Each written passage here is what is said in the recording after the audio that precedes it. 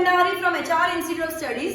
Today we are going to continue with the same chapter, that is chapter number 4, Generals of Standard 11 GSEB Board. Okay. So last time अपन ने income and expense का treatment GST में कैसा था वो किया था. ये बार asset का ट्रीटमेंट कैसा है वो मैंने डिटेल एक्सप्लेनेशन लास्ट लेक्चर में ही कर दी थी. जनरल एंट्री से शुरू करते हैं. क्लियर. एसेट के अंदर जीएसटी का ट्रीटमेंट कैसे होता है वो मैंने लास्ट लेक्चर में ही पूरा एक्सप्लेन कर दिया था. अभी मैं डायरेक्टली सम के साथ कंटिन्यू करूंगा. Clear.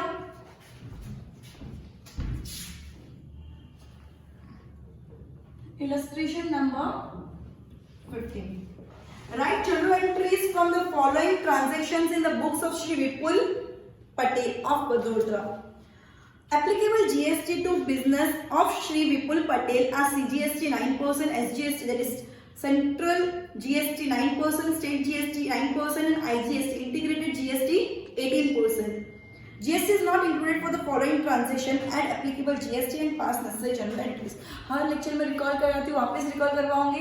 CGST, SGST intra state होता है, that is within the state, and IGST inter state, that is दो स्टेट के बीच में कभी ट्रांजेक्शन होता है उसके लिए IGST लगता है. क्लियर.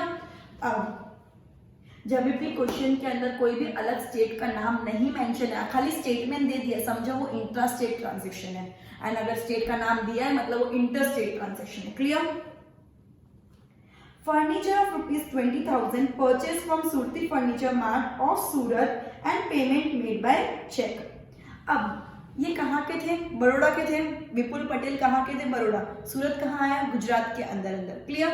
तो फिर ये क्या हो गया? Intra state transaction. मैंने पहले भी बोला था जब एसेट परचेस कर रहे हैं तो इनपुट जीएसटी लगता है. एसेट सेल करते तो आउटपुट जीएसटी लगता है. क्लियर. एसेट परचेस और सेल का कैसा ट्रीटमेंट? सेम ट्रीटमेंट, लेकिन परचेस में परचेस लिखते हैं और एसेट में कभी परचेस नहीं लिख सकते, बिकॉज परचेस सिर्फ गुड्स के लिए वर्ड यूज करते हैं. परचेस वर्ड सिर्फ गुड्स के लिए होता है. परचेस और सेल दोनों ओनली गुड्स के लिए यूज करते हैं वर्ड. एंड एसेट भी अपन परचेस और सेल ही करते हैं, लेकिन एसेट का नाम लेते हैं. जैसे फर्नीचर हो तो फर्नीचर, बिल्डिंग हो तो बिल्डिंग, जो भी है. परचेस के टाइम इनपुट जीएसटी, सेल के टाइम आउटपुट जीएसटी. जीएसटी का नाम परचेस किया तो जीएसटी, परचेस किया तो पेमेंट करना पड़ेगा अपन को. एंड जब कोई एसेट सेल कर रहे हैं तो अपन को जीएसटी मिलेगा. अगर अपन परचेस कर रहे हैं तो जीएसटी अपन को पे करना पड़ेगा. एंड सेल के केस में अपन को जीएसटी मिलेगा. तो जब पे करना पड़ेगा तो बैंक में टोटल अमाउंट आएगी, तो जीएसटी एसेट के साथ रिकॉर्ड होगा. एसेट डेबिट तो जीएसटी डेबिट, एसेट क्रेडिट तो जीएसटी भी क्रेडिट. क्लियर. क्योंकि इन शॉर्ट बैंक के अपोजिट साइड होगा तो ही तो बैंक में टोटल अमाउंट आएगी. एसेट और जीएसटी दोनों को इंक्लूड करके बैंक वालों को पेमेंट मिलेगा, पेमेंट लेंगे. क्लियर. ये टॉपिक बहुत अच्छे से एक्सप्लेन कर दिया, तो कंटिन्यू करते हैं. Furniture of rupees 20,000 purchase from Surati furniture mart of Surat and payment made by cheque. As the payment is made by cheque तो बैंक अकाउंट करेंगे. नॉर्मल एंट्री क्या होती है? फर्नीचर टू बैंक, क्योंकि फर्नीचर आया है, परचेज हुआ तो furniture to bank. Furniture debit कर रहे तो जीएसटी भी डेबिट. एज इंट्रा स्टेट है तो इनपुट सीजीएसटी एसजीएसटी लगेगा. Clear.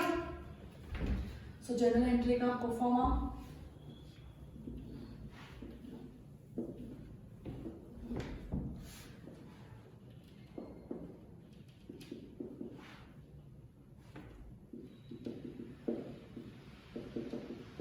date particulars LF debit rupees credit rupees. Okay. Journal entries in the book of Shri Vipul Patel. Journal ये लिखना compulsory है.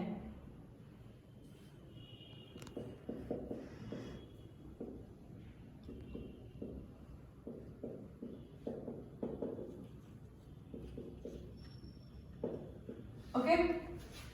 अब फर्नीचर 20,000 का परचेस किया, डेट किया है 2019 Jan 1st. Furniture account debit. पहले मैं जितने भी अकाउंट डेबिट और क्रेडिट हो रहे वो लिख देती हूँ, फिर अमाउंट बताती हूँ कैसे लिखना है. Input CGST account debit because intra state transaction है. Input SGST account debit to cheque से पेमेंट किया अपन ने तो टू बैंक अकाउंट. क्लियर. 20,000 का फर्नीचर परचेस किया तो 20,000 फर्नीचर के अंदर आएगा. जीएसटी कितना परसेंट है? 9% है. तो 20,000 का 9% कितना होता है? 1800. और एसजीएसटी भी कितना है? 9%, दैट इज 1800. तो 1800 plus 3600 plus 20,000 that is 23600. Clear? So bank से कितना पैसा गया? 23,600 rupees. Next entry second date की है. Computer of ₹30,000 purchase from James computer of Jamnagar. Jamnagar word से पता चल रहा है गुजरात के अंदर ही है. क्लियर? सो ये भी क्या हो गया? Intra state transaction. Same type की एंट्री, फर्नीचर की जगह कंप्यूटर. ये परचेज ही किया है, लेकिन हाँ इसके अंदर जिधर से परचेज किया वो पार्टी का नाम दिया है एंड कैश वर्ड या बैंक वर्ड मेंशन नहीं किया. चेक, कैश, कोई वर्ड मेंशन नहीं किया, तो ये क्या हो गया? क्रेडिट एंट्री होगी. Clear? So asset account debit, input, purchase किया इसलिए इनपुट आएगा, सेल करेंगे तो आउटपुट आएगा. Clear?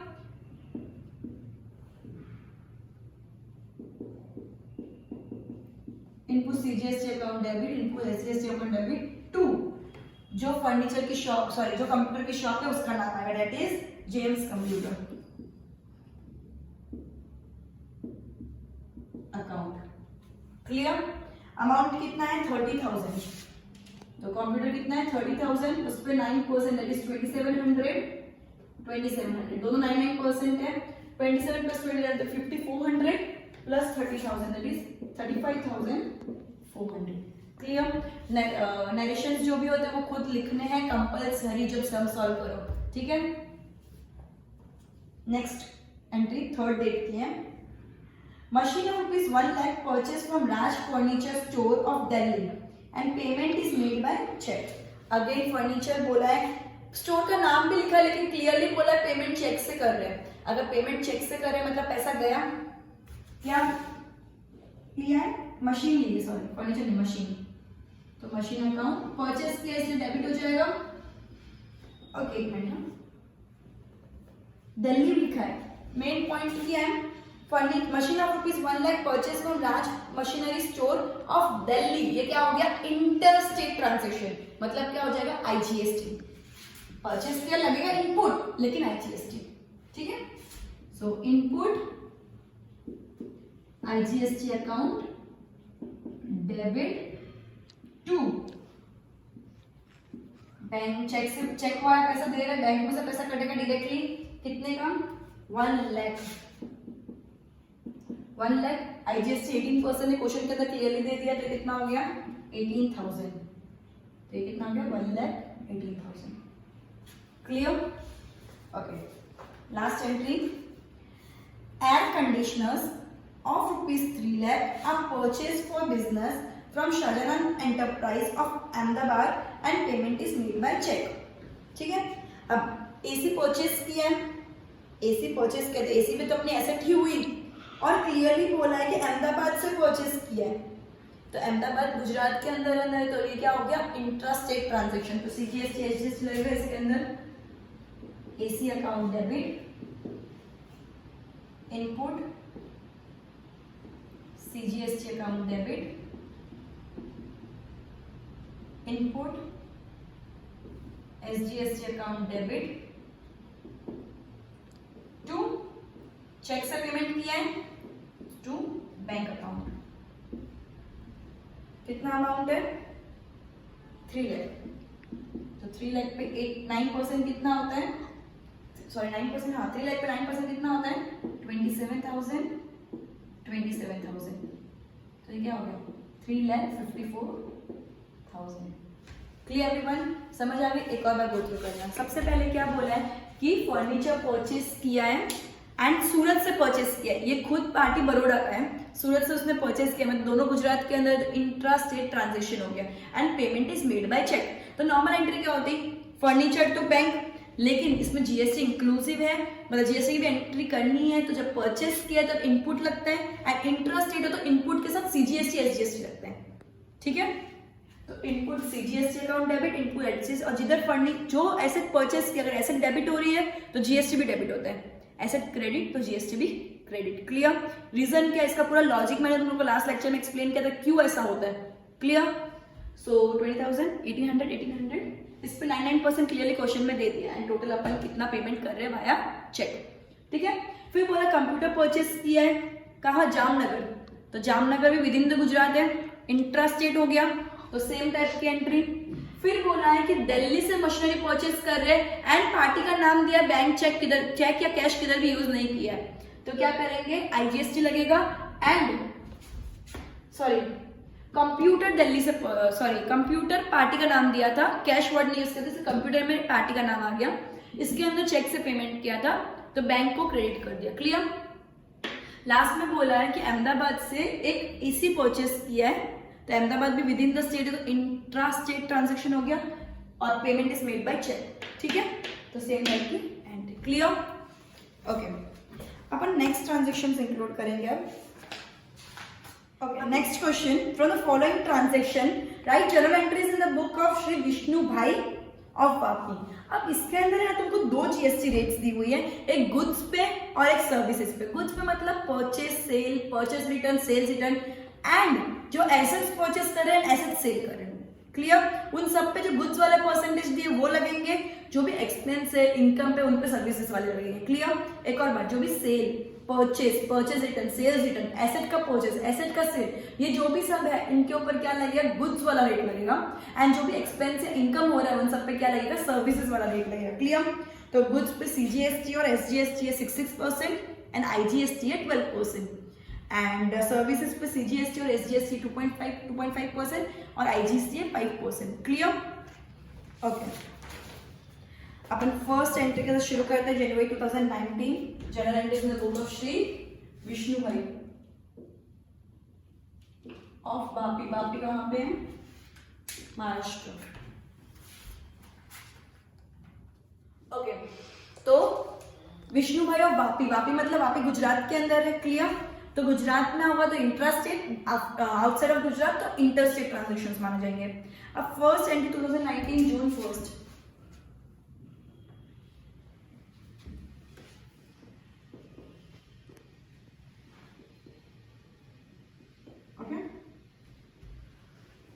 Goods of is 20,000 purchased at 10% trade discount from Jayesh Bhai of Jamnagar.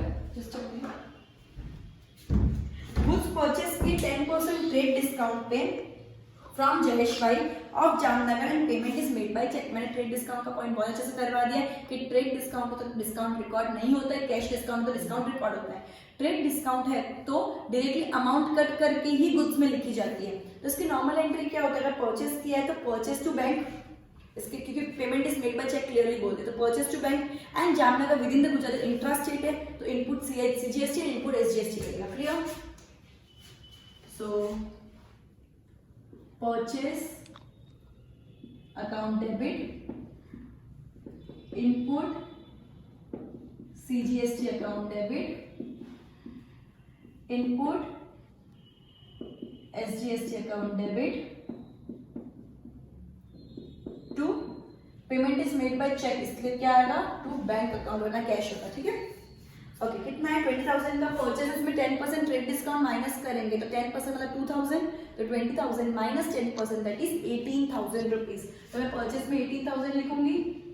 अब परसेंटेज इसके ऊपर रेट गुड्स वाली लगेगी, राइट, क्योंकि परचेज है, तो 6%, तो 18,000 का 6% कितना होता है, 1080 रुपीज। कितना होता है, 1080। पेमेंट कितना हो गया, 20,160, दैट इज 20,160 रुपीज। ओके, अब नेक्स्ट थर्ड डेट का ट्रांजेक्शन है, क्या है, goods rupees 30,000 purchase at 10% trade discount and 5% cash discount from Bhadresh bhai Bhubaneswar. Bhubaneswar किधर आया, ओडिशा।